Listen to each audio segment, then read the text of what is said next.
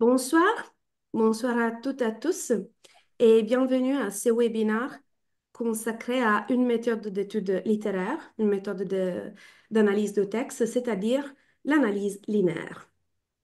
Je suis Fulvia Balestrieri, je travaille pour la maison d'édition Zanichelli et je suis ravie de vous présenter d'abord les auteurs de ce webinaire qui nous accompagneront pendant ce parcours. Bonsoir, Marzia Caneschi. Marzia, on n'a pas entendu? Bonsoir, excusez-moi. Bonsoir. Bonsoir, Daniela Cecchi. On n'a pas entendu Daniela. Pardon. Bonsoir à toutes et à tous. Et bonsoir, Francesca Tortelli. Bonsoir à tout le monde et un grand merci à Fulvia de la maison d'édition et à tous les participants. Merci à vous. Euh, Marzia, Daniela et Francesca enseignent ou ont enseigné langue et littérature française à Florence, au lycée international Machiavelli, et sont formatrices à bac. Elles sont aussi, depuis des années, auteurs de Manuel Zanichelli. Et en particulier, vous pouvez voir de l'analyse en poche, de les abacs en poche, dont cette année sort la troisième édition renouvelée.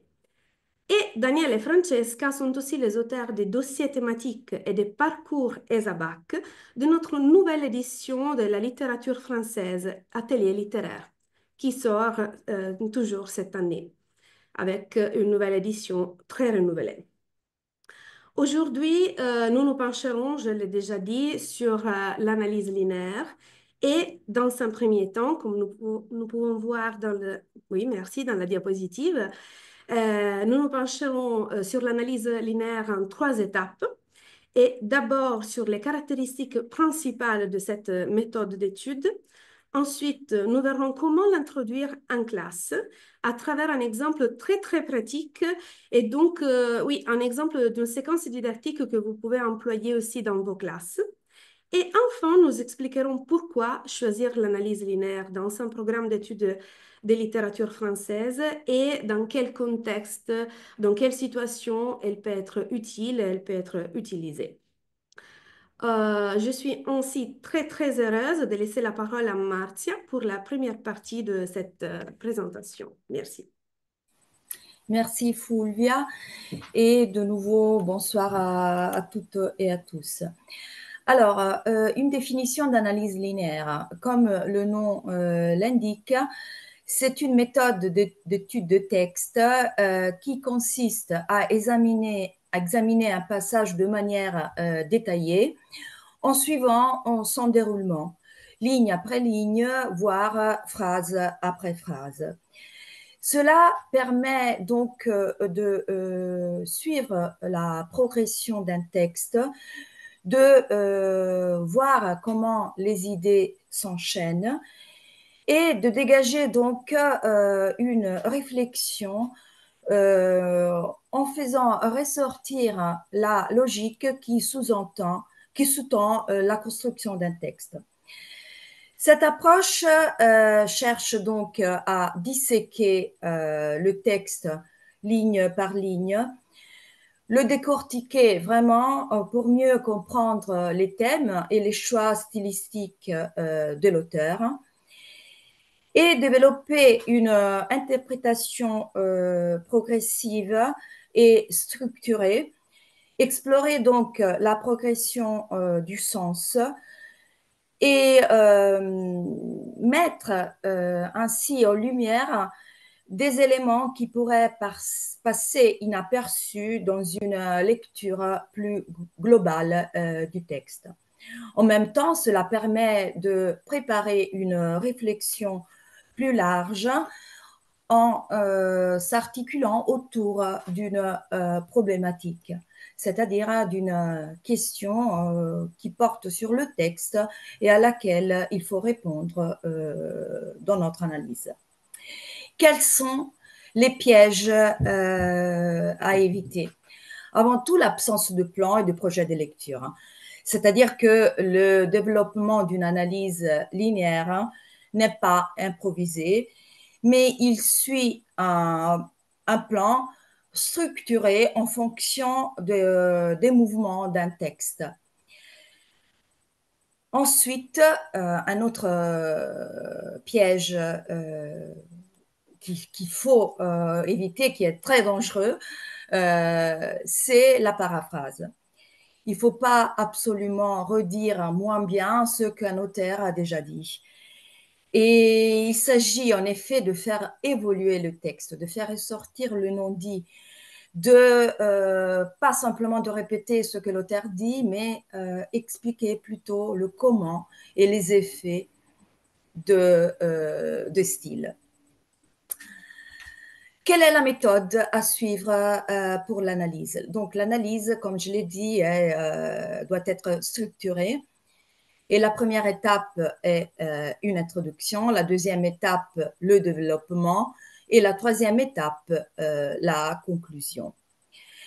L'introduction, donc la première partie de notre analyse linéaire, sert d'un côté à contextualiser le texte et en même temps à présenter le développement de l'analyse. Elle est formée de 4 parties qui vont du général au particulier en suivant une structure à entonnoir. La première partie de l'introduction est la phrase d'amorce. C'est donc la phrase qui lance l'introduction et même l'analyse. Pour notre phrase d'amorce, on peut partir du contexte historique, de la vie de l'auteur ou du mouvement littéraire. Mais il faut faire attention parce qu'il ne faut pas faire une fiche de toutes nos connaissances, mais il faut adapter son savoir au texte proposé, c'est-à-dire que la phrase d'amorce doit être pertinente, elle doit être adapté au texte que l'on va présenter. Dans notre exemple ici, nous avons une phrase d'amorce qui présente Candide, un texte tiré de Candide. Donc, dans un premier temps, on présente l'auteur et ses idées de manière très rapide dans une phrase. Et ensuite, on présente l'œuvre de laquelle est tiré l'extrait proposé.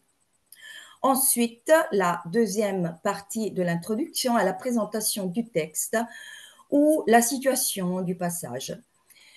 Il faut indiquer le genre, la forme et il faut distinguer s'il s'agit d'un poème. On présente la forme, le type de strophe, le type de vers. Et s'il s'agit d'un texte en prose, on le situe à l'intérieur de l'œuvre à laquelle il appartient afin de lui donner son contexte. Encore une fois, il faut faire attention à ne pas raconter l'histoire, mais il s'agit, je répète, tout simplement de situer de manière synthétique le passage. Dans l'exemple que l'on vous propose, c'est donc, on présente l'excipit de Père Goriot. On pourrait le présenter de cette manière. Après avoir raconté la mort du Père Goriot, en insistant sur la solitude du vieillard, cette dernière page du roman décrit la cérémonie funèbre du malheureux vieillard. Donc, nous avons brièvement situé le passage et présenter de manière très synthétique le contenu du passage. Ensuite, la troisième partie est l'énonciation de la problématique ou de notre axe de lecture. C'est-à-dire, c'est le fil conducteur, le fil d'Ariane de notre analyse. Et c'est la problématique, donc c'est la question. Elle est souvent, normalement, posée sous forme de question, et c'est à cette question que l'on va répondre par notre analyse. Et donc, cette question oriente l'analyse, elle lui donne une cohérence et une finalité. L'exemple que nous avons ici est une proposition de problématique pour l'analyse linéaire du poème L'Albatros de Baudelaire. Donc la question pourrait être la suivante: comment Baudelaire transforme-t-il l'image d'un oiseau maladroit en une métaphore puissante de la condition du poète? Quatrième et dernière partie de l'introduction est notre annonce du plan ou des mouvements donc du texte, c'est-à-dire des parties qui structurent le texte et qui peuvent être résumées par une phrase. Ce découpage du texte en parties peut être lié au fond, donc au sens du texte. Par exemple, nous pouvons repérer les étapes d'une description ou d'une argumentation, ou à la forme, donc dégager autant de parties que de paragraphes, ou s'il s'agit d'un poème, les différentes strophes du poème. Donc, ce découpage fournit, je répète, le plan de notre exposition. L'exemple ici est l'annonce du plan de l'analyse de Demain de l'aube de Victor Hugo. Dans ce poème, nous pouvons distinguer trois parties qui correspondent aux trois quatrains du poème. Nous verrons donc comment Victor Hugo commence par une négation du deuil. Ensuite, comment dans un deuxième moment le poète se replie sur lui-même et entre dans une posture méditative. Enfin, comment dans la dernière partie, il parvient à amadouer la douleur de la perte de sa fille grâce à la poésie. Donc, de cette manière, j'ai annoncé les trois parties de mon analyse et j'ai énoncé aussi le contenu, l'idée principale de chaque partie. La deuxième partie de l'analyse est donc le développement. Le développement, je répète, est structuré en autant de parties que de mouvements repérés dans le texte. Dans chaque partie, il s'agit d'expliquer le sens du texte en s'appuyant sur un travail de repérage des procédés. Donc, il faut analyser le comment, la manière dont l'auteur dit quelque chose. Parce que il faut penser donc que les procédés du texte accompagnent le sens du texte. Donc, il faut toujours relier le fond à la forme au fond et vice-versa. Attention, analyser dans le détail ne signifie pas analyser tous les mots, mais il s'agit de sélectionner les termes, les expressions marquantes. Et même s'il s'agit d'une analyse linéaire, nous pouvons, si nécessaire, regrouper plusieurs procédés similaires, même s'ils sont issus de phrases différentes du texte. Si cela permet de tirer, d'avoir une interprétation globale. Et surtout, je répète, parce que je pense que c'est le piège, l'erreur la plus facile à commettre, éviter la paraphrase. Pour éviter la paraphrase, donc, il faut prendre soin d'analyser les faits produits par les procédés littéraires que nous avons relevés, donc les figures de style, les tons verbaux, les registres, etc. À ce propos, je vous donne un exemple dans la diapo suivante. Un exemple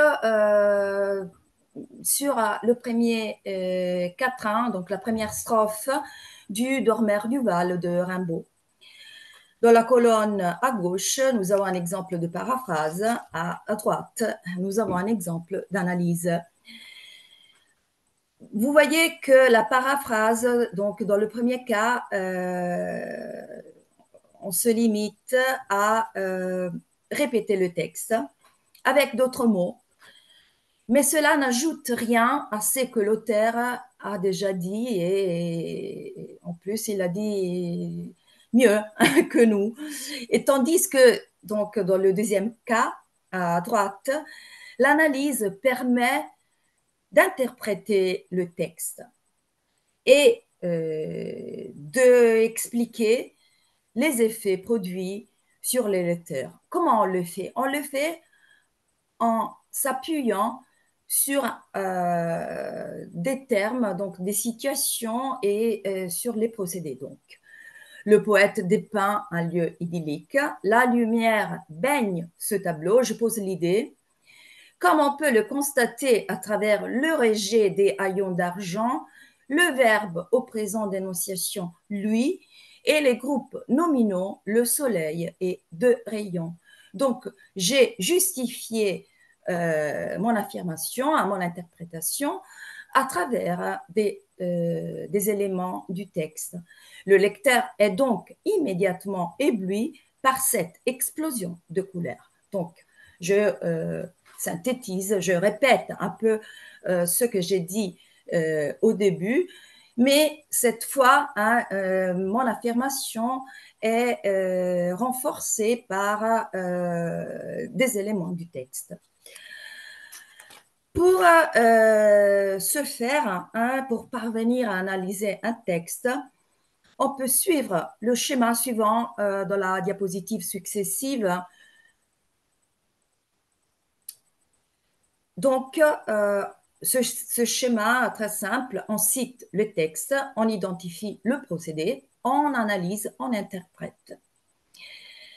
Il est possible de remplir un simple tableau à 3 colonnes qui est utile surtout quand on introduit dans les premiers temps où on commence à expliquer l'analyse linéaire parce que ça aide les élèves, hein, ça permet de développer un automatisme. Donc, les 3 colonnes, à la première colonne, nous avons les citations, dans la deuxième colonne, les procédés, dans la troisième, l'interprétation. C'est un exemple qui est fait sur les premiers vers des animaux malades de la peste de La Fontaine. Je vous lis le premier exemple, qui est le premier vers. Un mâle qui répand la terreur. Qu'est-ce que c'est? C'est une périphrase. Quel est l'effet de cette périphrase? Comment on peut l'interpréter? Cette périphrase qui désigne la peste et qui sera nommée en effet seulement au vers 4, crée un effet d'attente en favorisant la dramatisation. Donc, je suis passée de la citation à l'interprétation. Voilà. La troisième partie de l'analyse linéaire est la conclusion. La conclusion, dans la conclusion aussi, nous pouvons distinguer 2 parties. La première partie qui est une sorte de bilan, un rappel plutôt des étapes du développement, et une partie dans laquelle on répond à la problématique que nous avons posée au début de l'introduction.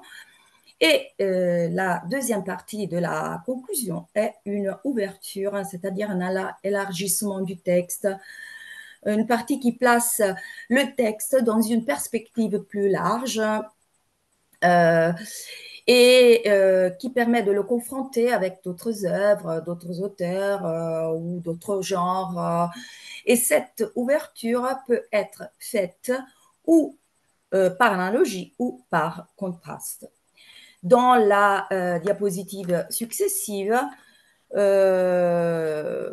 avons un exemple de conclusion sur l'analyse de la première, de la scène d'exposition du misanthrope. Donc, d'abord, un rappel des étapes. Notre analyse nous a permis de voir comment les 2 personnages de cette scène incarnent 2 visions opposées des relations humaines. Alceste prône la sincérité absolue et dénonce l'hypocrisie, alors que Philinte illustre une vision plus pragmatique et mesurée des relations. Nous pouvons donc conclure que cet extrait pose une critique implicite de la société précieuse, etc. Donc ici, nous avons vraiment la réponse à notre problématique.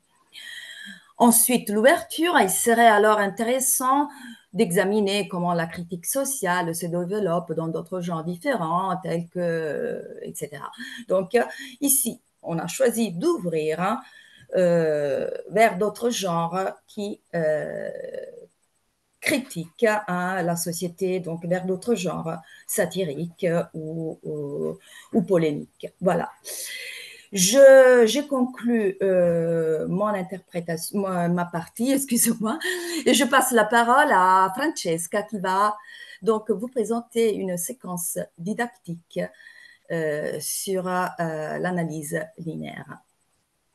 Merci Marzia. Alors, je prends le relais après la théorie de Marzia pour une mise en pratique de ce qu'elle a dit dans une séquence didactique qui a le but de montrer comment on peut travailler en classe pour préparer les élèves à soutenir une épreuve orale composée d'un commentaire d'un texte et d'un entretien. Le texte étudié est un poème de Ronsard, Mignonne allons voir si la rose, qui est aussi le poème, le texte que l'on a choisi comme exemple appliqué de la méthodologie de l'analyse linéaire dans les chapitres dédiés à l'oral de la nouvelle édition de notre Esaba Campoche. Cette séquence est à la croisée des trois objets d'étude faisant partie du programme de la troisième année du lycée, l'humanisme et la Renaissance française, mais elle sert aussi des rappels de certains acquis relatifs au genre poétique et au registre lyrique qui d'habitude on introduit en troisième avec Villon et la poésie du XVe siècle. De plus, elle permet d'ouvrir sur les textes argumentatifs que l'on étudie de manière plus approfondie en quatrième année. On peut la mettre en œuvre dans la dernière partie de l'année scolaire, vers la fin, quand, si l'on suit une programmation chronologique de l'étude de la littérature, on aborde l'humanisme et la Renaissance, et sa durée globale est de 3 heures et demie. La structure donc de cette séquence didactique dans la slide suivante, vous voyez qu'elle se compose, dans la slide, on passe à la slide suivante, elle se compose de deux parties. Donc, la première partie est composée de deux séances, un travail préparatoire sur les textes et puis la deuxième séance qui porte sur l'analyse du texte et la deuxième partie consacrée à l'entretien avec trois activités chacune. Passons maintenant à la première séance qui est dédiée au travail préparatoire sur les textes et en particulier on travaille sur l'introduction de l'exposé oral du texte étudié et la révision des acquis en fonction de l'analyse du texte que l'on veut mener. Donc, le contenu prévoit un rappel des caractéristiques du genre poétique, du registre lyrique, de la poésie de la Renaissance française et l'introduction des notions fondamentales du discours argumentatif. La méthodologie choisie est un travail collaboratif par groupe qui mobilise les connaissances acquises par les élèves dans les trois domaines, la poésie, le registre lyrique et la Renaissance française, et un mini-cours magistral sur les textes argumentatifs. Pour ce faire, on se sert comme support de trois grilles de révision du manuel de littérature, du manuel d'analyse des textes, du texte étudié et de son enregistrement. Donc, passons maintenant à la première activité de la première séance, un travail sur le contexte et les acquis de l'analyse. Les élèves sont répartis en trois groupes et on donne à chaque groupe, on peut donner à chaque groupe une grille de révision que les élèves doivent remplir. Une grille pour la poésie, les registres lyriques et l'humanisme.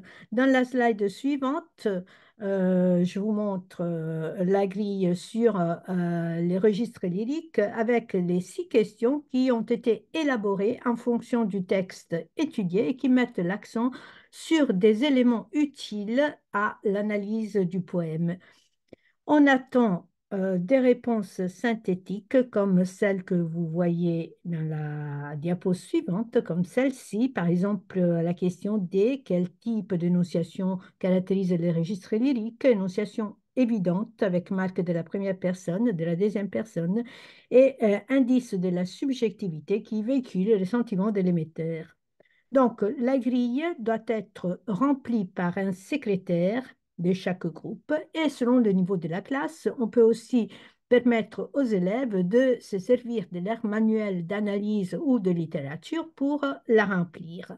Une fois la grille remplie, un rapporteur de chaque groupe expose à toute la classe le contenu du travail du groupe. Dans la slide suivante, je vous montre donc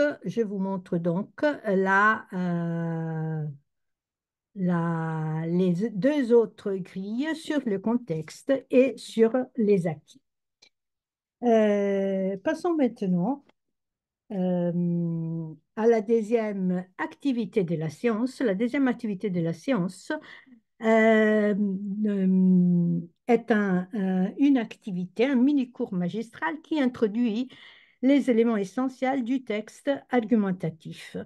Donc, on peut donner une définition du discours argumentatif, de la stratégie argumentative, pour voir quels sont les types de raisonnements utilisés, en s'arrêtant en particulier sur les syllogismes, qui est le raisonnement déductif que l'on retrouve dans les textes étudiés.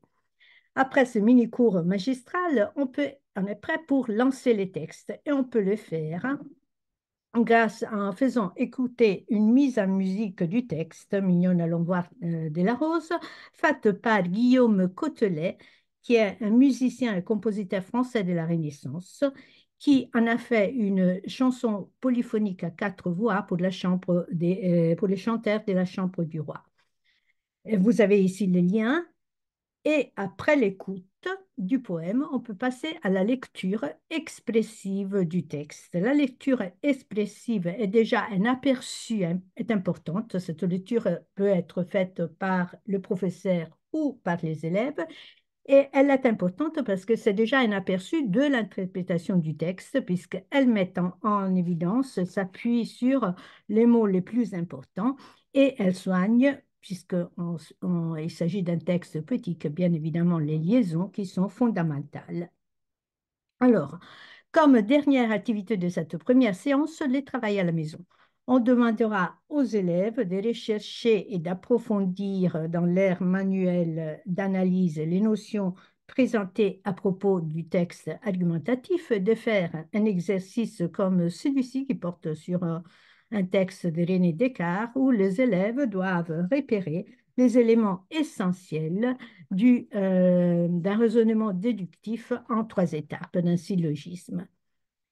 La séance terminée, on est prêt pour passer à la deuxième séance.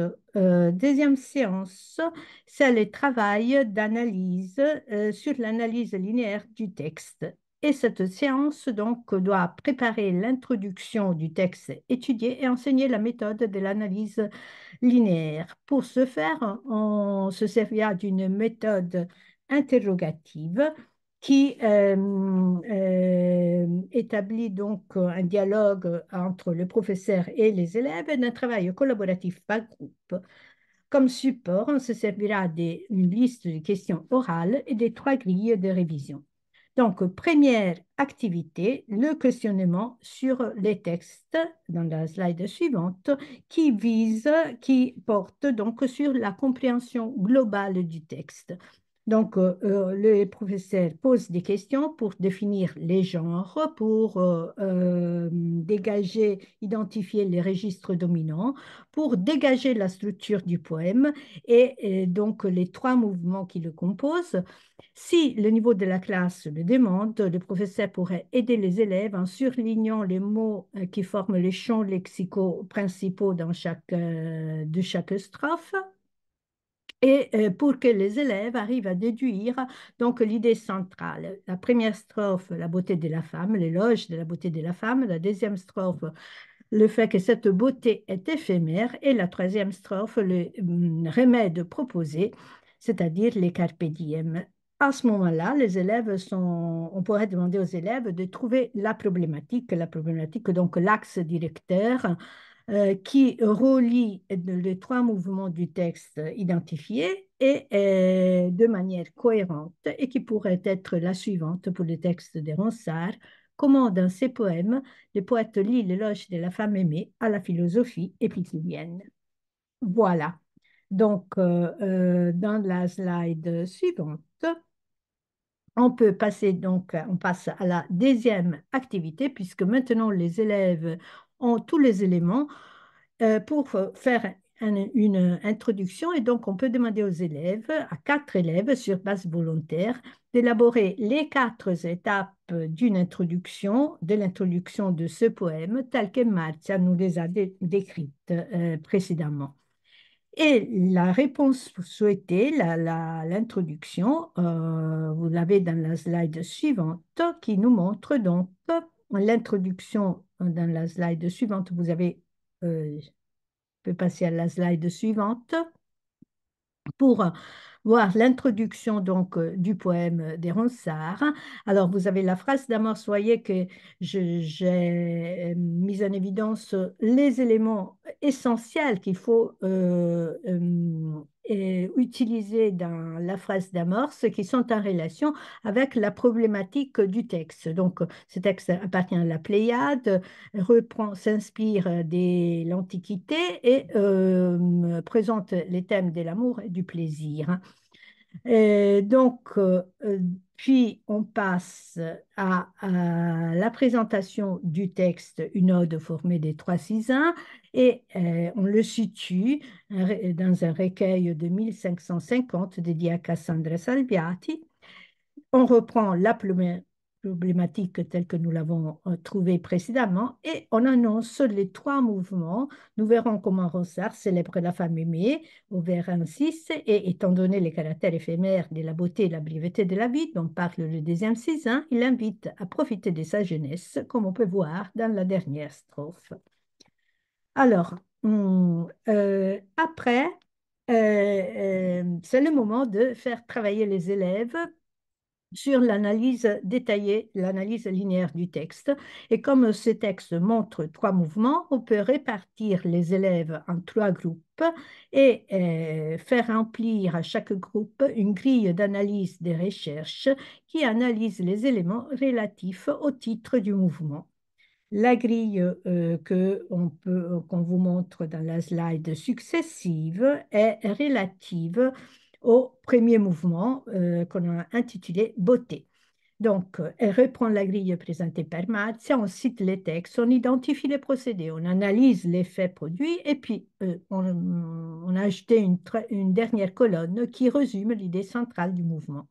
Les réponses souhaitées vous sont montrées dans la slide suivante. Par exemple, on peut voir donc à Cassandre mignonne, dédicace, apostrophe et terme affectif qui crée une atmosphère d'intimité et la personnification et la comparaison qui valorise la beauté de la femme. On passe rapidement sur les slides suivantes qui montrent les deuxièmes mouvements et les troisièmes mouvements, on peut les montrer, voilà.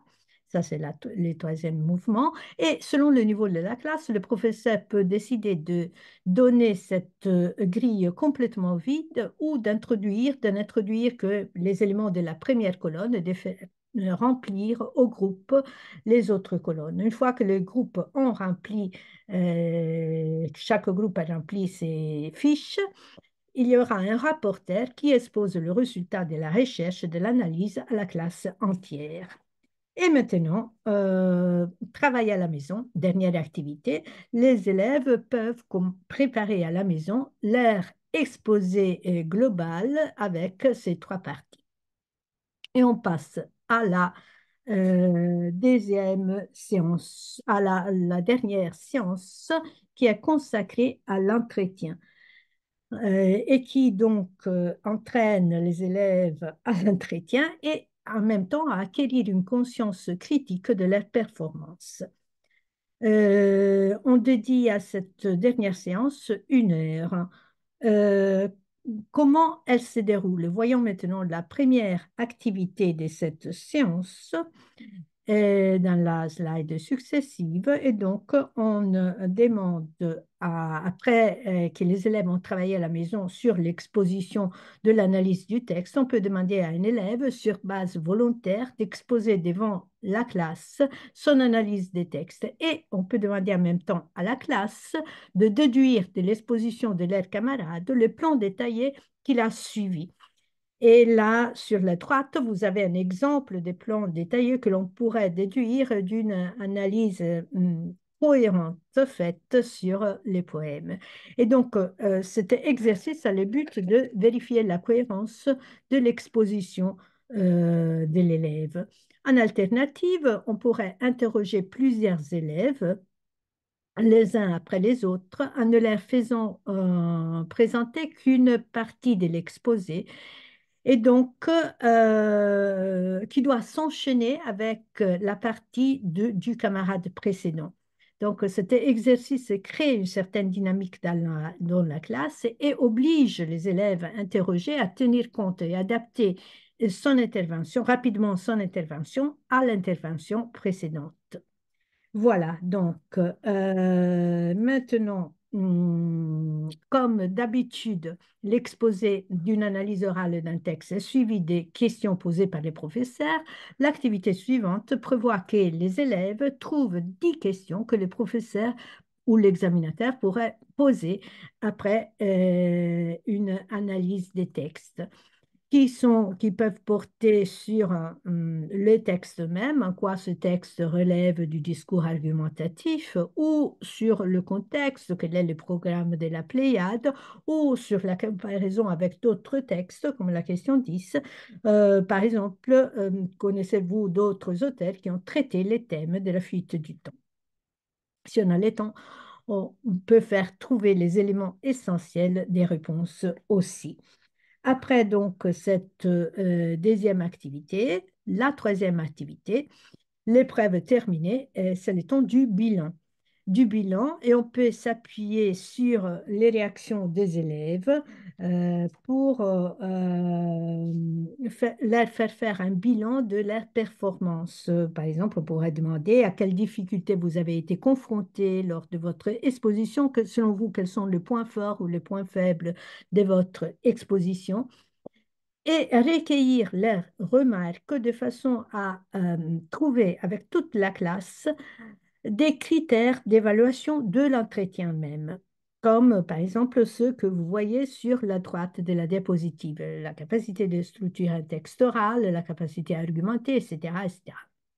Donc, le professeur ensuite pourrait réélaborer tous ces critères et les compléter aussi dans une grille d'auto-évaluation comme celle-ci qui donc présente porte sur les trois volets, l'exposé, l'entretien et la langue que l'on veut évaluer et qui pose des questions plus précises. Par exemple, j'ai présenté les textes en le situant dans l'œuvre et en donnant des indications sur la forme, oui ou non, ou bien j'ai su argumenter mes réponses avec des exemples précis, oui ou non, lors de mon entretien. Ou bien, dans mon exposition, j'ai utiliser des connecteurs logiques pour relier les différentes parties, oui ou non.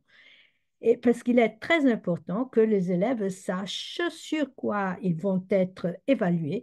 Et donc, on pourrait réutiliser cette fiche lors des entretiens suivants et être un instrument à disposition des élèves de la classe entière.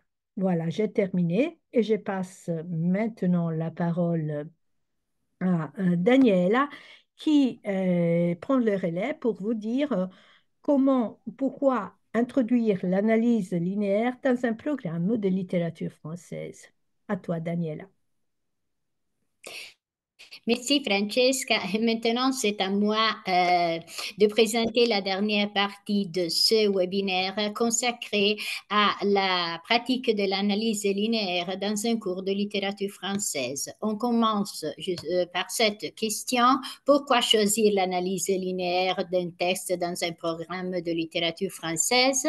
Et nous allons essayer de répondre à travers des exemples concrets.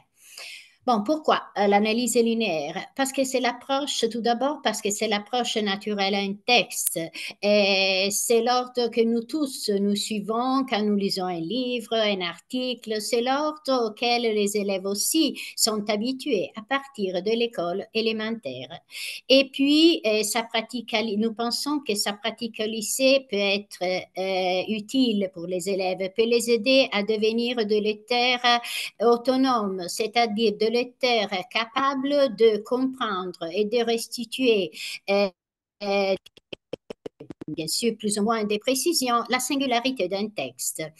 Elle, selon nous, elle est donc très importante dans toute programmation d'un cours de littérature pour travailler les outils d'analyse, les registres ou les genres, pour étudier un mouvement littéraire et mettre en relation les textes, les auteurs, le mouvement littéraire, pour aborder la lecture d'une œuvre complète, pour entraîner les élèves aux épreuves orales et écrites. Pourquoi? Parce qu'elle mobilise dans la diapositive suivante, on voit le bon, parce que sa pratique mobilise plusieurs compétences chez l'élève.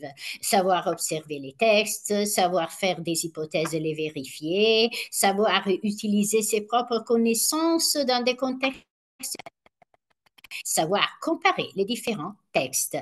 Nous avons choisi ces quatre poèmes des trois poètes de la Pléiade, Ronsard, Du Bellay et Labbé, pour vous présenter des exemples d'activités didactiques.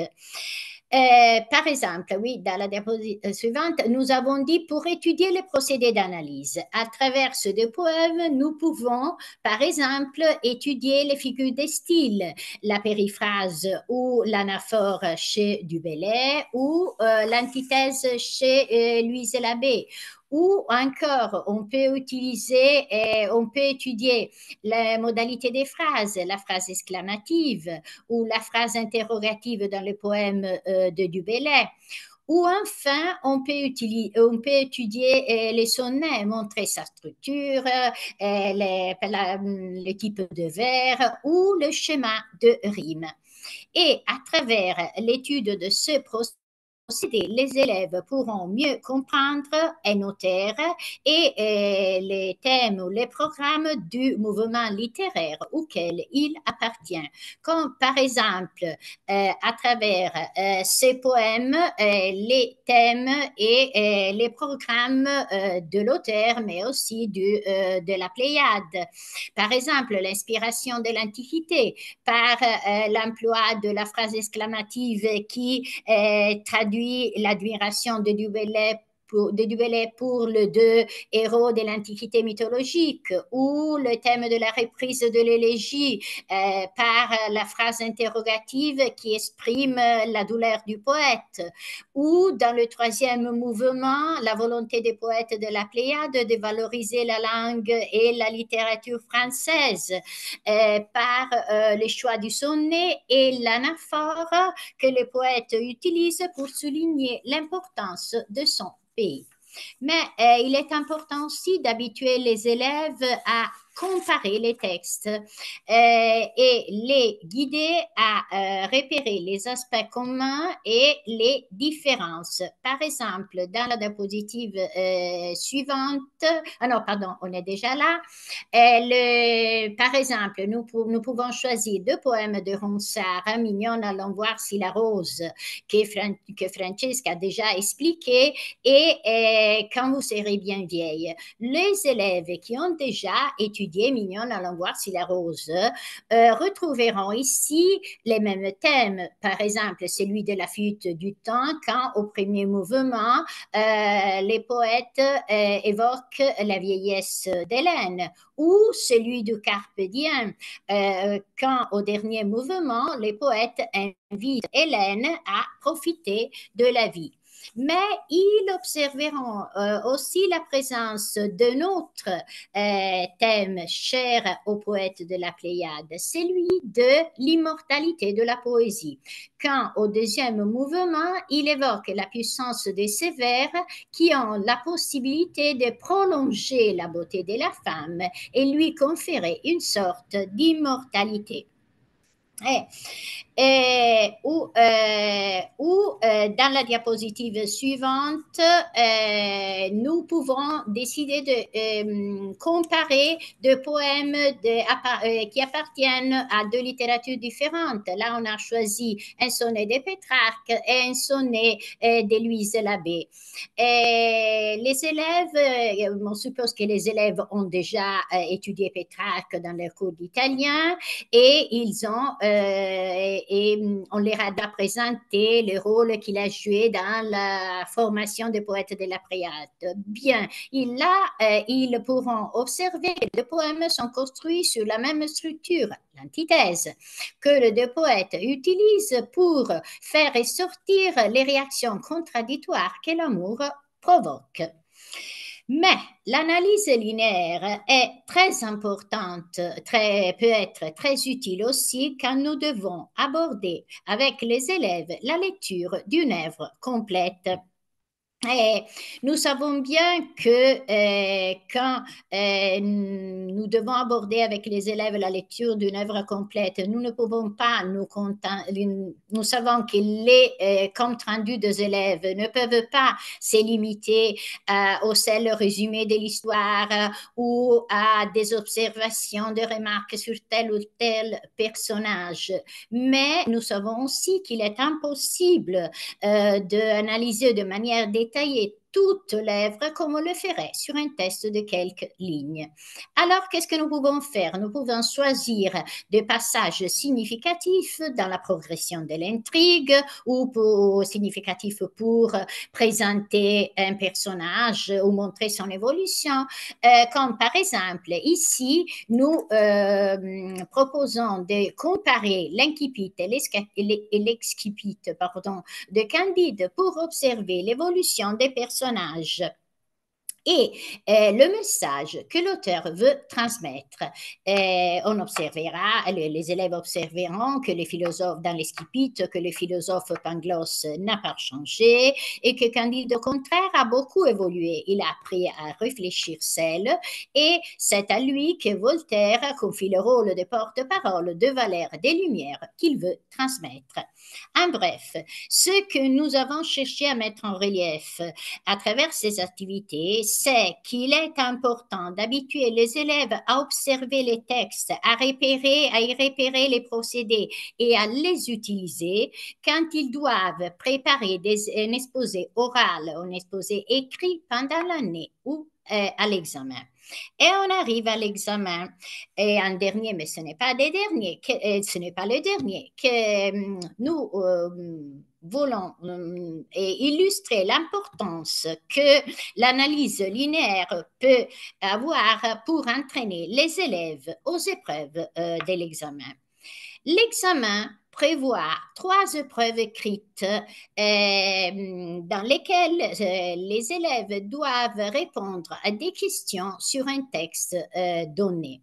La prima prova en italien l'analisi del testo, la seconda prova pour les lycées linguistiques un exercice de compréhension de texte et la terza prova pour les sections ESABAC une épreuve d'analyse de texte. La structure des 3 épreuves peut être différente et les degrés de complexité des questions aussi. Mais nous voulons souligner qu'il s'agit en tout cas pour les élèves de repérer et interpréter des informations dans les textes donnés pour pouvoir répondre aux questions.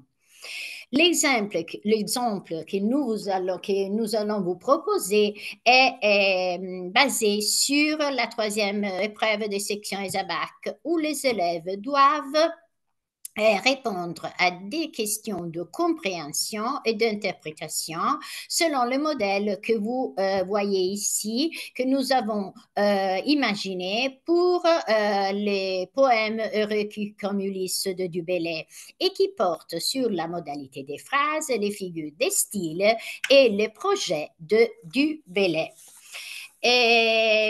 Mais nous sommes sûrs, comme on a déjà dit, que les activités que nous allons proposer peuvent être utiles pour aborder n'importe quelle épreuve de compréhension et d'interprétation de texte.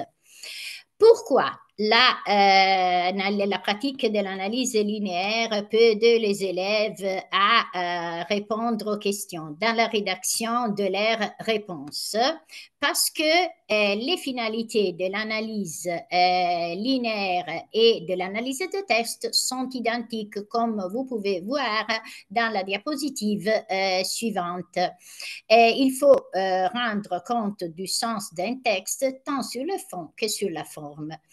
Et la différence réside dans la méthode d'approche au texte, parce que nous l'avons dit plusieurs fois, il faut suivre l'ordre du texte dans l'analyse linéaire, et alors que il faut chercher des exemples dans l'ensemble du texte pour répondre aux questions posées dans l'analyse de texte. Et si on revient aux remarques que nous avons faites à propos du poème de Du Bellay, nous pouvons observer qu'elles contiennent les réponses aux questions de compréhension et d'interprétation que vous pouvez voir dans la colonne de droite.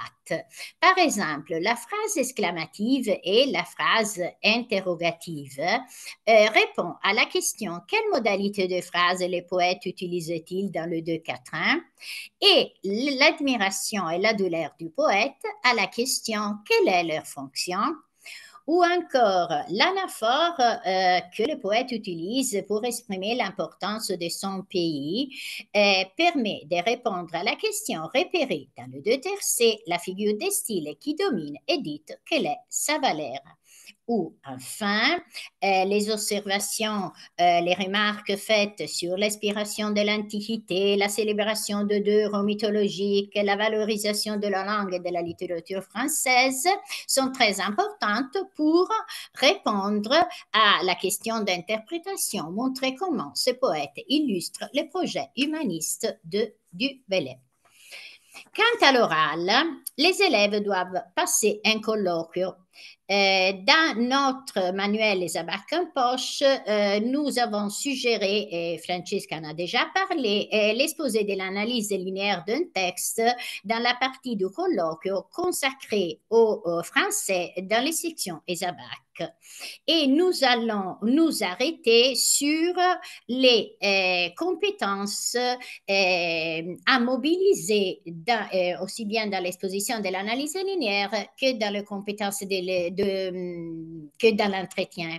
Et nous ajoutons que ces compétences sont celles que l'élève doit utiliser dans le déroulement pour passer le colloquio en général. Donc, ces compétences sont importantes non seulement pour l'épreuve de français, mais pour la préparation du colloquio.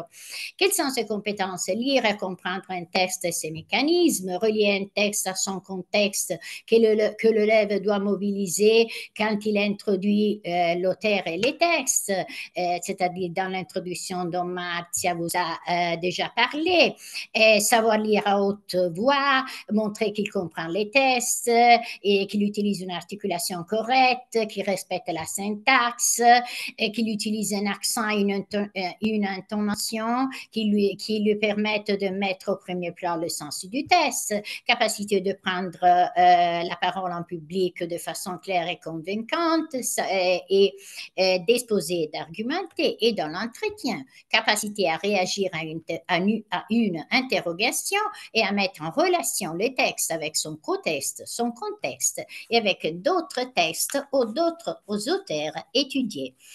Et on termine sur des suggestions pour le déroulement des activités didactiques et les compétences à acquérir à la fin de chaque année de cours et que vous voyez dans la diapositive suivante. Pour la classe terza, pendant le travail en classe, l'enseignant doit guider l'élève, doit encore guider l'élève et lui fournir des informations, les informations nécessaires pour comprendre les textes. Un travail de groupe est à privilégier, par exemple, pour trouver la problématique, comme Francesca a illustré, ou pour organiser l'exposé.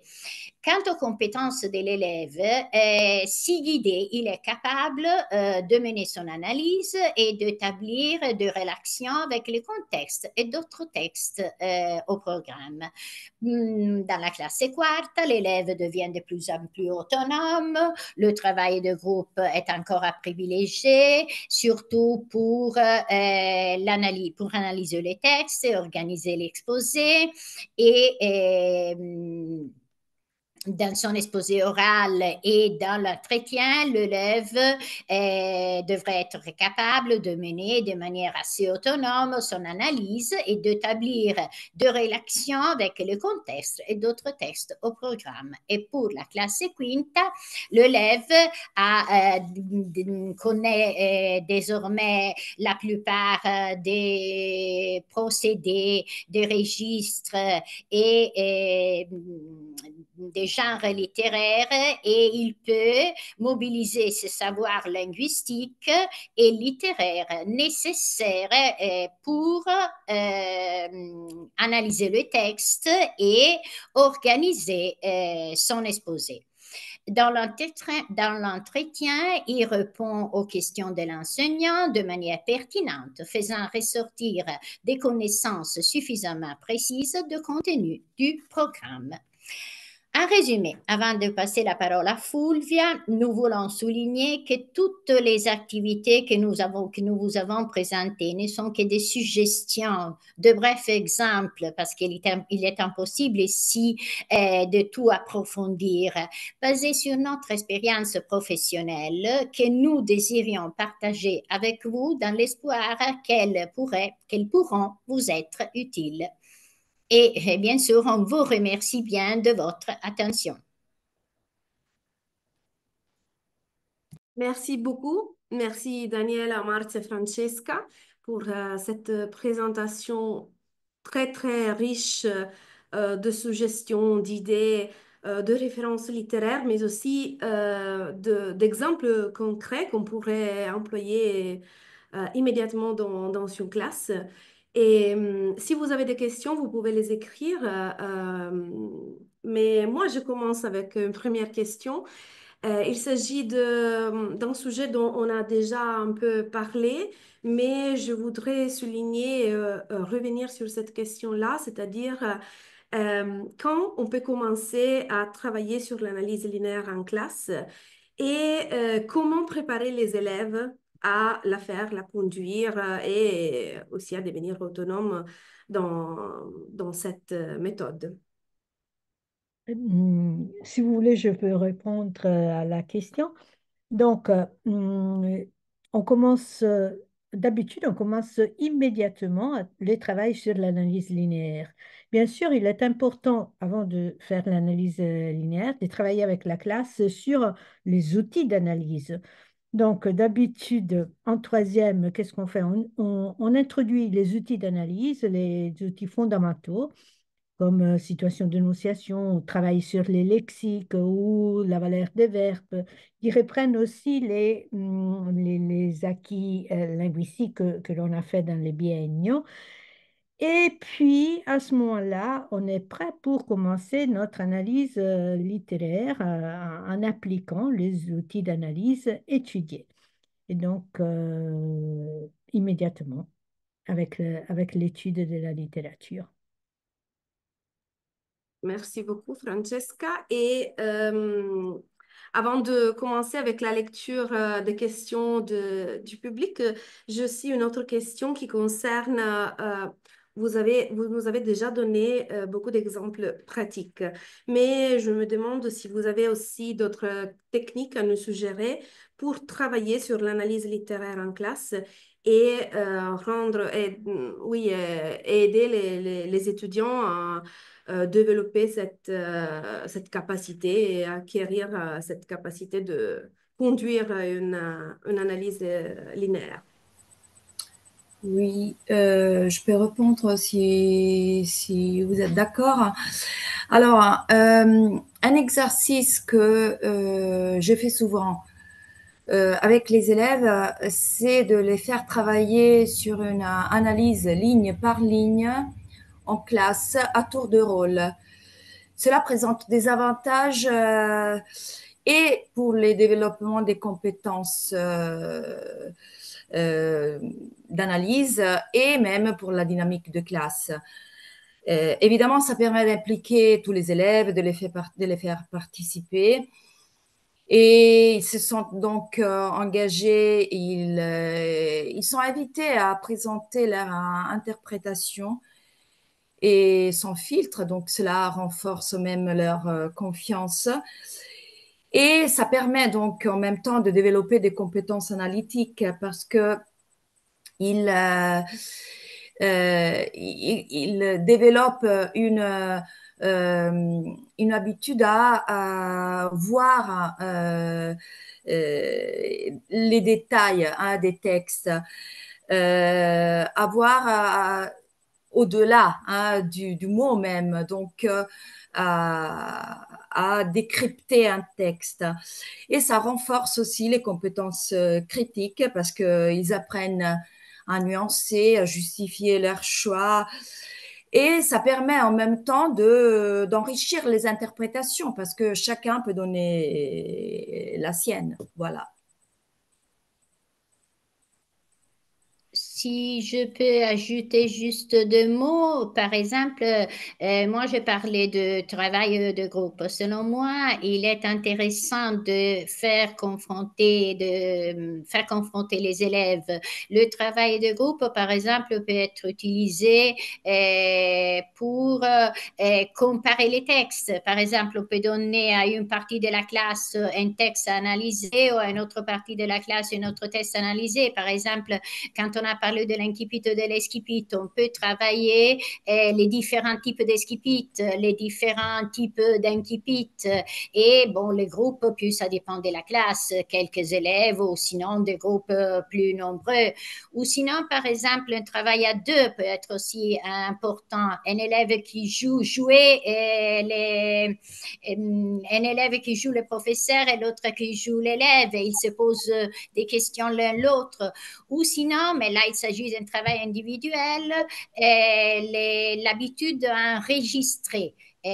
Pour lire, quand ils doivent lire le texte, quand ils doivent préparer un exposé, l'habitude d'enregistrer maintenant, maintenant on a notre portable, il est vraiment très simple d'enregistrer et le fait de s'écouter peut les aider à améliorer leur préparation. Bon. Merci beaucoup pour toutes ces idées. J'ai lu un peu les questions du public et je vous demande, oui, en effet, il y a une question, il y a deux questions que je trouvais qui sont assez liées, c'est-à-dire on nous demande s'il y a un oral ESABAC de France, un oral ESABAC qui est différent par rapport aux autres, à l'oral de l'examen, parce que le public écrit que c'est toujours le même oral, le même examen. Et on nous demande aussi les nouveautés de la nouvelle édition de les ABAC en poche. Donc, je pense qu'on peut lier ces deux questions avec une réponse unique. Je ne sais pas qui veut répondre. Alors, je prends. Alors, donc,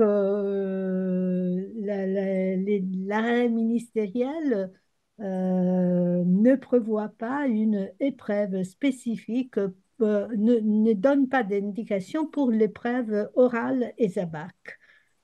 Nous, sur la base de notre pratique, sur la base aussi de ce qui se passe en France avec l'oral, etc., on a proposé dans cette nouvelle édition un nouveau chapitre qui porte sur l'oral et sur l'épreuve orale lors d'un examen de ESABAC.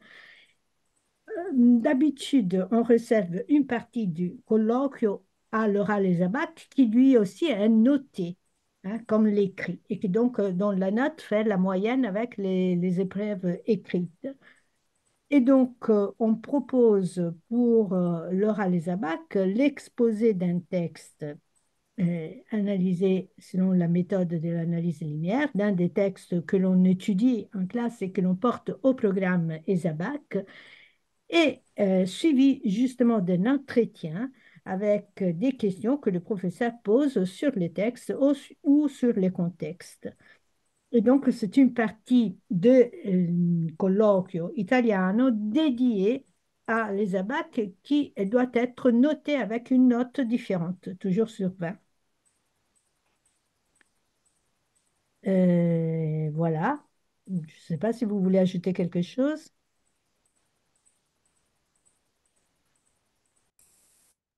Non, je pense que tu as déjà tout bien illustré. Et en effet, moi, j'en avais parlé quand je parlais du colloquio, de l'importance de l'analyse linéaire pour préparer au colloquio.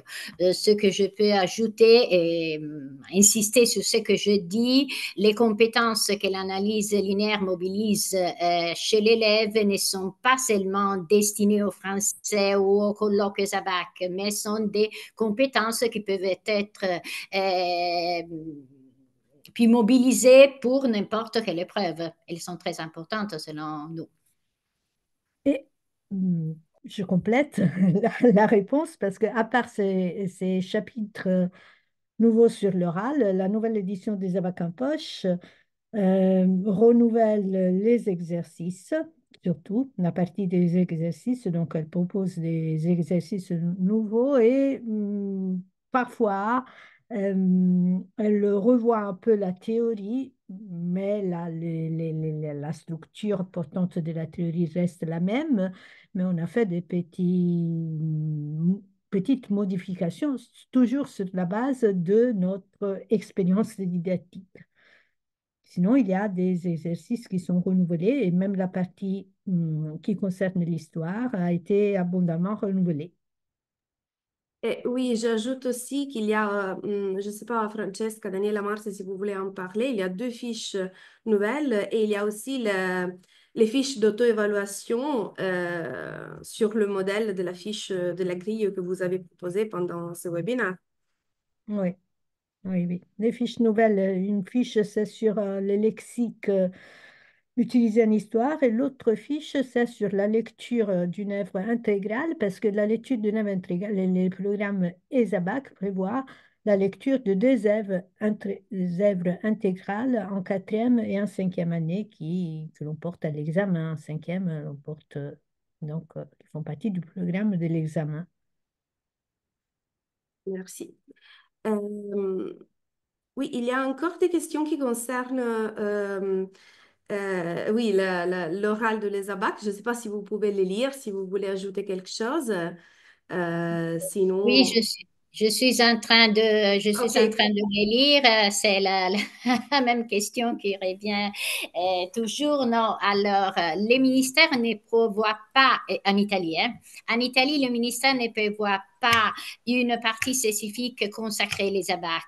Disons une épreuve séparée ou une partie et on n'a pas d'indication spécifique sur comment conduire l'oral les abacs. Mais ce qu'il est sûr, c'est qu'il faut consacrer une partie du colloquio à l'examen, au français et donc au français étudié selon la méthode ESABAC. Pourquoi? Parce que les collègues, les professeurs, la professeure de français doit donner des notes, une note spécifique sur cette partie. Alors, il est important que nous consacrions une partie à l'examen.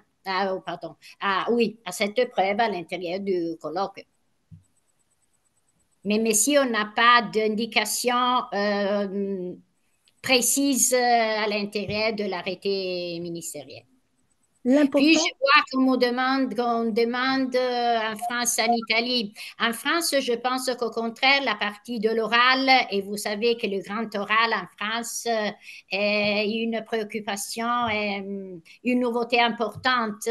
On a une partie consacrée, une partie de l'oral, alors que pour l'Italie, on n'a que le fait de donner une note séparée. Mais s'il faut donner une note séparée, il faut avoir le temps d'évaluer l'élève. C'est pour ça que nous, dans notre manuel Les Avacampoches, on a fait cette idée, on a lancé cette idée, mais n'importe quelle autre idée peut être importante. Hein? L'important, c'est d'arriver à évaluer l'élève. et l'important, c'est aussi, L'élève. si je peux me permettre, Oui. de préciser dans les documents del Oui. 15 maggio comment on a habitué les élèves à travailler à l'oral et comment on les a préparés pour l'examen. Et si on précise la modalité à laquelle les élèves ont été habitués, bon, on peut, la commission peut donc s'inspirer de la modalité suggérée dans les documents de 15 maggio pour la reprendre lors de l'examen.